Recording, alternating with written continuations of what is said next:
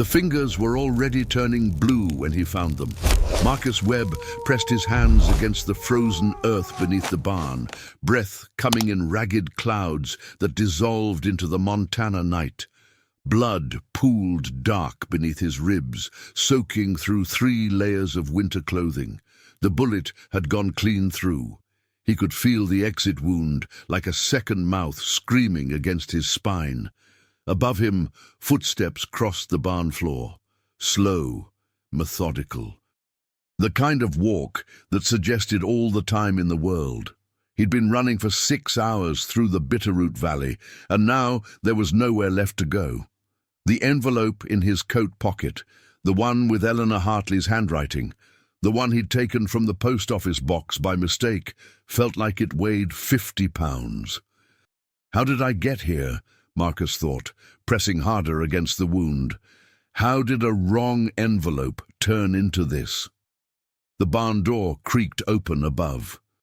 A flashlight beam cut through the darkness like a surgical blade. "I know you're down there, Marcus." The voice was calm, almost friendly. "And I know you read it. So let's talk about what happens next." Marcus closed his eyes. The cold was moving up his arms now, slow and insistent. He thought about his daughter in Seattle, about the voicemail he'd never get to leave, about Eleanor Hartley and whatever terrible secret had gotten them both killed. The flashlight found him. 3 days earlier, Marcus Webb had been an ordinary man living an ordinary life in Clearwater, Montana, population 847, tucked between mountains that held snow like a grudge. He'd moved there 8 months ago after the divorce, after Catherine had taken their daughter Emma to Seattle and started a new life that didn't include him. Clearwater wasn't much. A post office where Marcus worked part-time, a general store, a church with a bell that rang every Sunday, whether anyone showed up or not. Marcus lived in a converted hunting cabin 5 miles outside town, heated by a wood stove that fought a losing battle against January. He was 42 but felt older. His hands still remembered how to fix engines, how to build things, but they shook now when he tried to call Emma. She was 13, and every conversation felt like reaching across a canyon. The town knew him as the quiet guy from the post office, the one who sorted mail with mechanical precision and never made small talk. They didn't know about the insomnia, about the nights he'd drive the empty roads until dawn, about the guilt that sat in his chest like a stone. He'd been driving the night of the accident that killed a kid on Highway 12. He hadn't been drinking, the toxicology proved it, but the kid had still died, 17 years old, riding a bike without lights. The court cleared Marcus. Catherine left anyway. Eleanor Hartley was different. She'd arrived in Clearwater 6 months ago, moved into the old Morrison house on the ridge. The locals called her the widow. Her husband had died in Afghanistan, they said, or maybe Iraq. Nobody asked too many questions. She came to the post office every Tuesday and Friday, always at 10 a.m., always wearing the same dark wool coat. She never spoke to Marcus beyond necessary pleasantries, but he'd noticed things. The way her hands trembled when she signed for packages. The purple shadows under her eyes. The fact that she received exactly 1 letter every 2 weeks, always from a P.O. box in Helena, always in a plain white envelope. Marcus noticed because noticing was all he had left. Tuesday morning, January 14th, started with freezing rain. Marcus arrived at the post office at 7 a.m., an hour before opening. The building was old brick, heated by radiators that clanked and hissed. He made coffee in the back room, sorted the overnight delivery, and separated the P.O. box mail. Box 247 belonged to Eleanor Hartley. There was a letter waiting. Same plain white envelope, Helena postmark. Marcus slipped it into the sorting slot without thinking. But there was another envelope too, also white, also Helena, but this one was in box 249, which belonged to a man named Dale Pritchard, who ran a hunting supply shop outside town. Marcus didn't realize the mistake until later. Didn't realize he'd put Eleanor's letter in box 249 and Dale's in box 247. At 10 a.m. Eleanor arrived. Her face looked thinner than usual, carved by shadows. She opened her box, retrieved the envelope, and left without a word. It was 2 p.m. when Marcus discovered the error. He was reorganizing the boxes when he noticed the routing sticker. Eleanor's envelope had gone to Pritchard's box, and his had gone to hers. His first thought was to call them both, have them swap. Simple mistake. But something stopped him. Maybe it was the way Eleanor had looked that morning, like someone carrying a bomb in her chest. Maybe it was the insomnia scratching at his brain. Maybe it was just that after 8 months of numbness, he wanted to feel something, even if it was just curiosity. He looked up Dale Pritchard's address and drove out to his property that evening. The place sat at the end of a dirt road, surrounded by pine forest. No lights in the windows, no truck in the driveway. Marcus knocked, waited, knocked again. Nothing. He tried the door. It opened. Inside, the cabin was cold and empty. Not abandoned. There were supplies, a made bed, hunting gear on the walls, but vacant in a way that felt deliberate, like someone had left in a hurry. On the kitchen table, Marcus found Eleanor's envelope, already opened. He told himself not to read it. Told himself to take it back, drop it off at her house with an apology. He read it anyway. The letter was handwritten, hurried, desperate. They know. The transaction in Billings was flagged. You need to leave tonight. Take the truck. Take the cash from the lockbox and drive to the coordinates I gave you. Don't trust anyone. Don't use your phone. When you get there, wait for contact. This is the only way out. Destroy this letter immediately. J. Below the signature were GPS coordinates 46.2847 degran, 113.9934 degree W.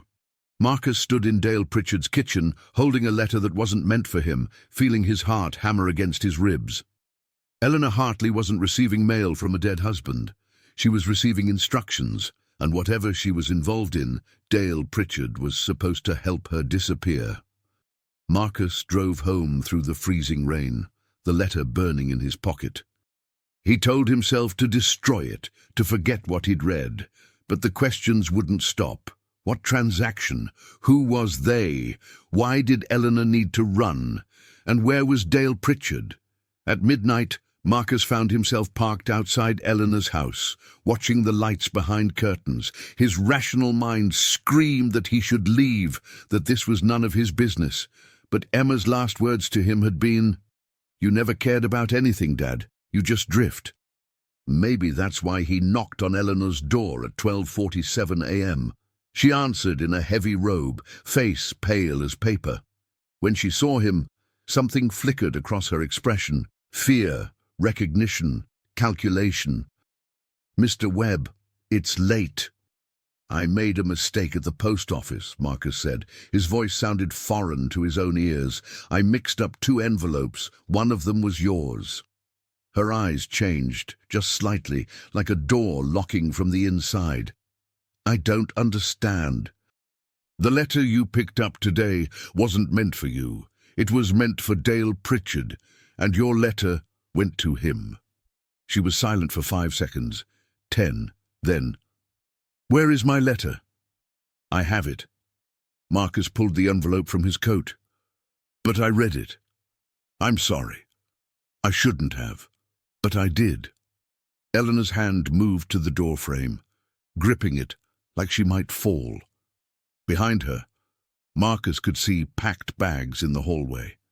"You need to forget what you read," she said quietly. "Tell me what's happening." "No." "Then I'm calling the sheriff." Eleanor laughed, a sound like breaking glass. "The sheriff? Jesus, you have no idea." She stepped back, and for a moment Marcus thought she'd slam the door. Instead, she opened it wider. "Come inside, quickly." The house smelled like burnt coffee and fear. Eleanor moved through it like a ghost, checking windows, closing curtains. Marcus stood in the living room, surrounded by a life carefully constructed and about to be abandoned. How much of the letter did you understand? Eleanor asked. Enough to know you're in trouble. She turned to face him.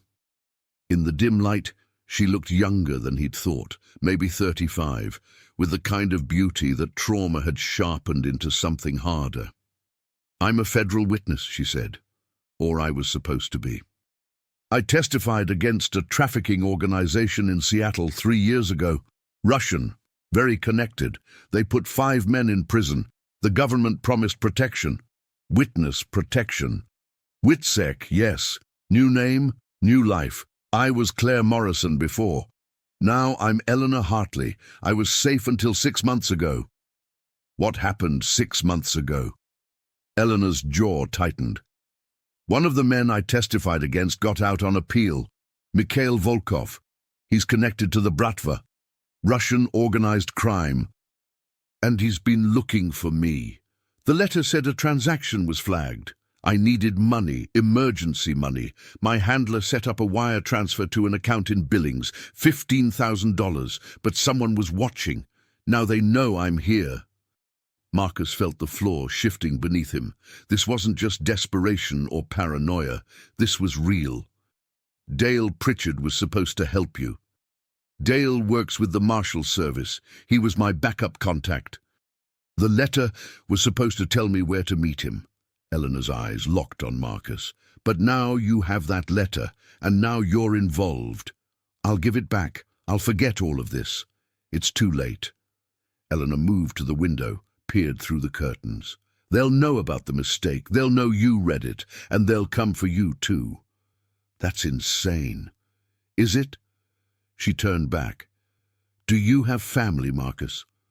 The question hit him like a fist. A daughter? In Seattle? Then you need to leave Clearwater tonight. Take whatever you care about and drive somewhere far away. And you? I'm already gone. Eleanor grabbed her bags and moved toward the door.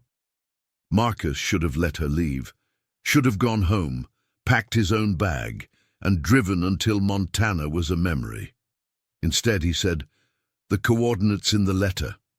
I could take you there." Eleanor stopped. "You don't even know me," she said. "I know what it's like to run from something. And I know you don't have a truck or the lockbox the letter mentioned. Dale has those, and Dale isn't here." The silence stretched between them like a wire about to snap. Finally, Eleanor said, "If you do this, you can't change your mind halfway. These people don't leave witnesses. I understand." "No, you don't." But she let him drive her anyway. They left Clearwater at 2 a.m. in Marcus's truck, heading west toward the coordinates.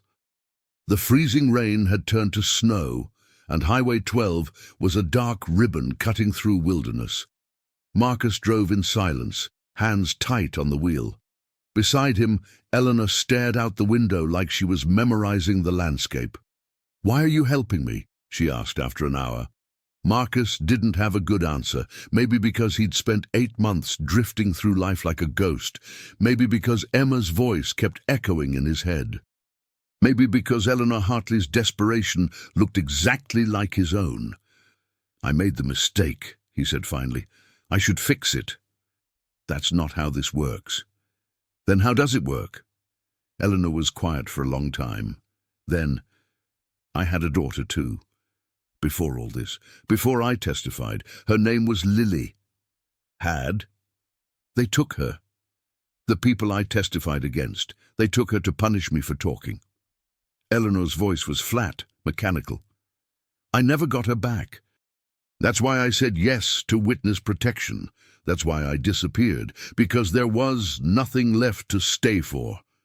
Marcus felt something crack open in his chest. "I'm sorry." "Don't be. Just drive." They reached the coordinates at dawn. The location was an abandoned fire lookout tower perched on a hillside overlooking frozen valleys. No other vehicles, no signs of life. Marcus parked and they waited, engine running for heat, as the sun turned the snow into fields of broken glass. At 8 a.m. Eleanor's phone buzzed. She stared at it like it was a snake. "I thought you weren't supposed to use your phone," Marcus said. "I'm not," she answered anyway. "Hello?"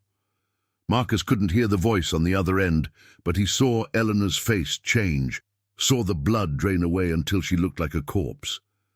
"Yes," she whispered. "I understand." She hung up.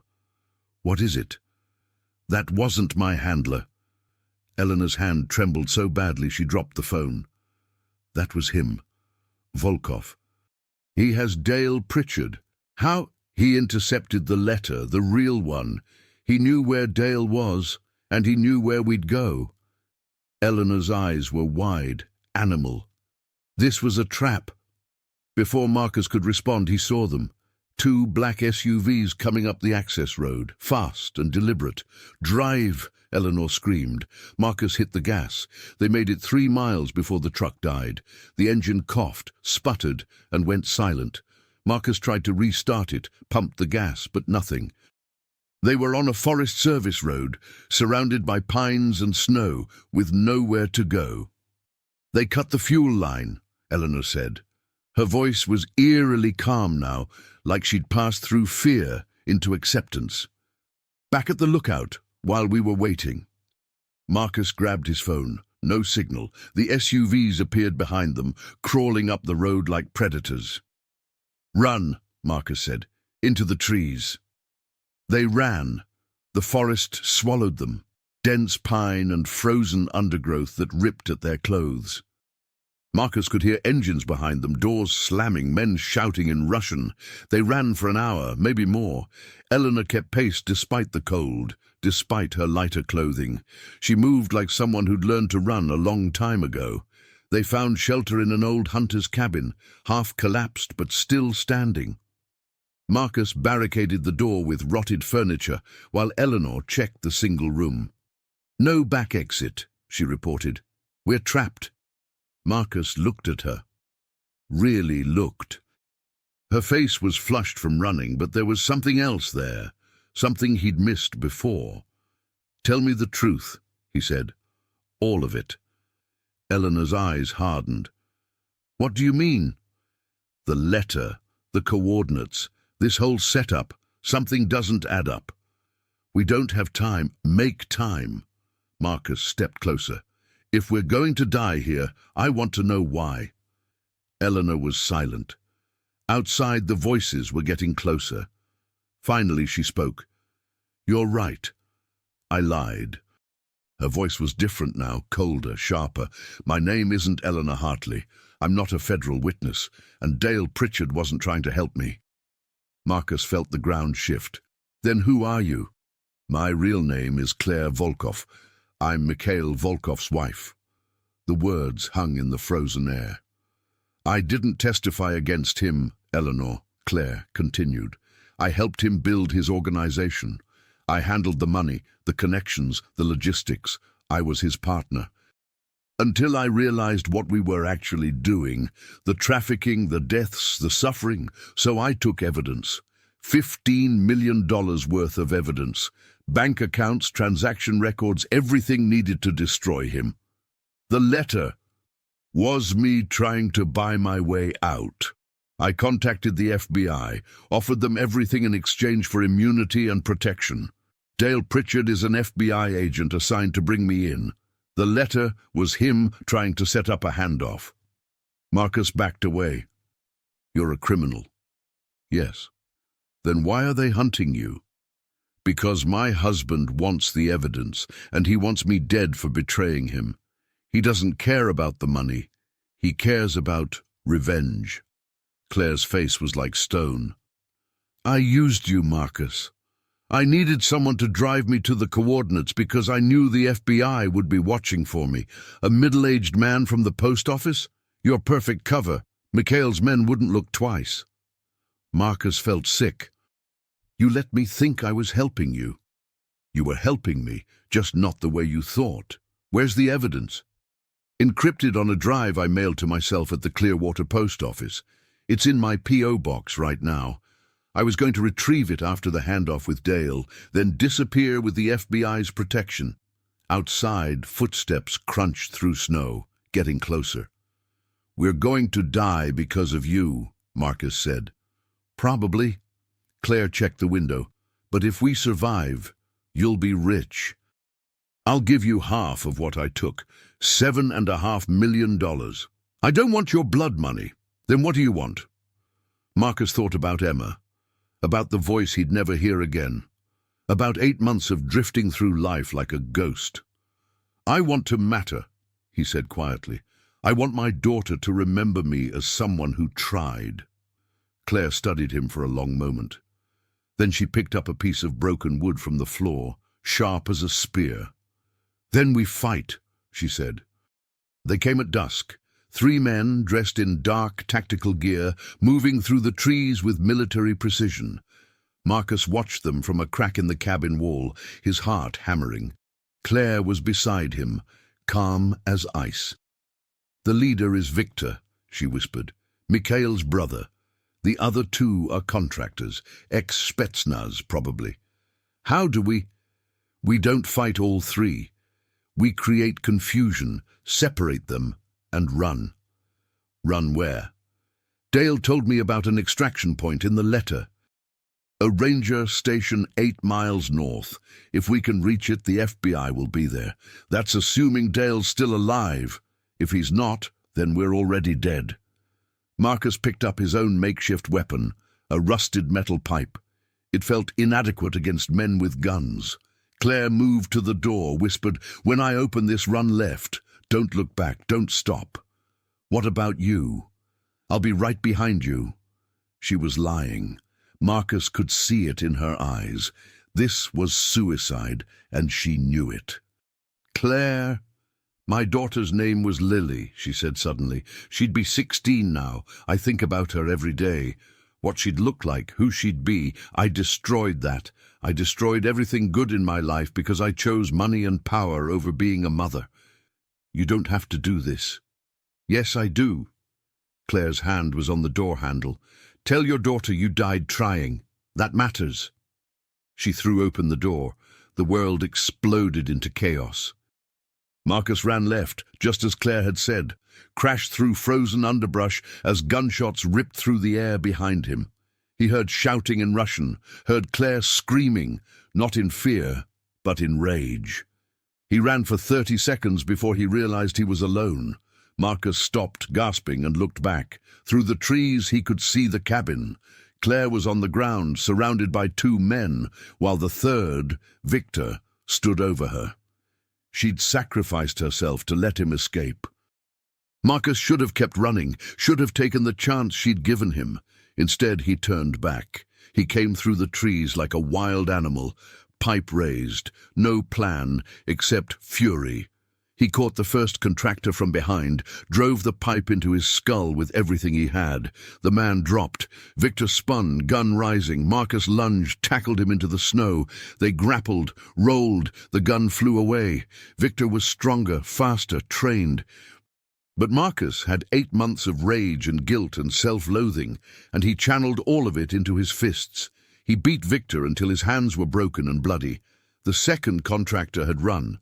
Claire was sitting against a tree, bleeding from her shoulder but alive. "You idiot!" she gasped. "You beautiful idiot! I told you to run!" "I'm done running," Marcus said. He helped her stand.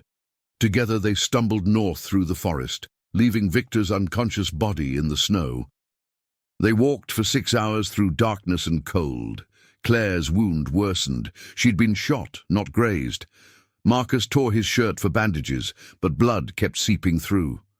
"Tell me about Emma," Claire said at one point, her voice weak.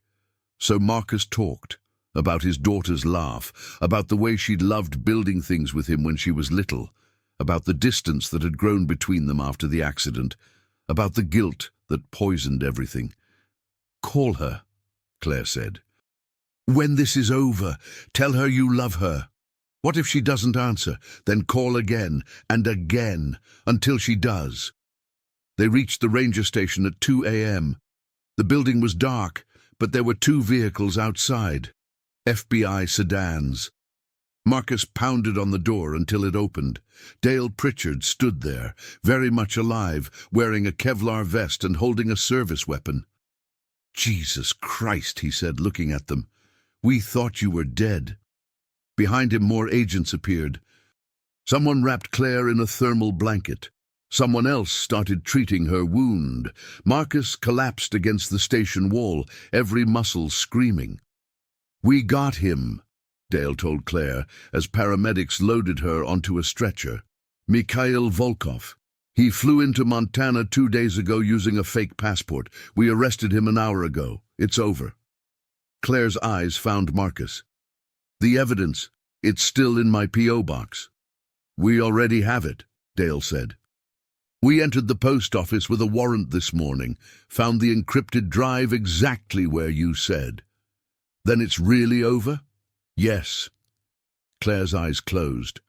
As they carried her to the ambulance, she reached out and grabbed Marcus's hand. Thank you, she whispered, for being stupid enough to care. Then she was gone, disappeared into the night with federal agents and flashing lights. Marcus Webb returned to Clearwater 3 days later. The town buzzed with rumors, FBI raids, organized crime, a shootout in the mountains. The story that emerged was sanitized, incomplete. A witness protection case gone wrong, a postal worker who'd accidentally gotten involved and helped resolve it. Marcus was called a hero by people who didn't know what he'd really done. He quit the post office, used the reward money the FBI gave him, $50,000, not millions, but enough, to move closer to Seattle. He called Emma every day. For 2 weeks, she didn't answer. On the 15th day, she picked up. Dad, I need to tell you something, Marcus said. I need to tell you that I'm sorry, and that I love you, and that I'm done drifting. There was silence on the other end. Then, I love you too, Dad. It wasn't forgiveness, not yet, but it was a start. Marcus never saw Claire Volkov again. He'd heard she'd entered witness protection for real this time, with a new name and new life somewhere far from Montana. Sometimes he wondered if she thought about Lily, if she'd found any peace. 6 months later, Marcus received a letter.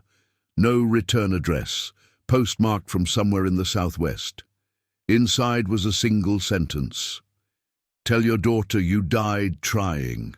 That matters. And a photograph.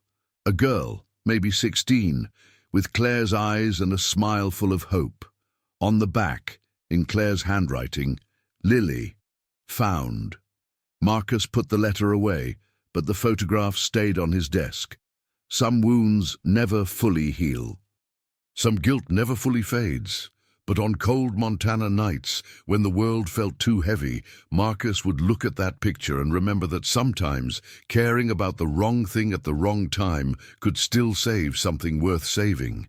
He'd tell Emma that story someday, when she was ready, when he had the words. For now, he simply called her every day and hoped that forgiveness, like survival, was something you earned one moment at a time. The widow had sent a secret message. The wrong man had intercepted it, and somehow, against all odds, they'd both found something resembling redemption in the frozen heart of Montana.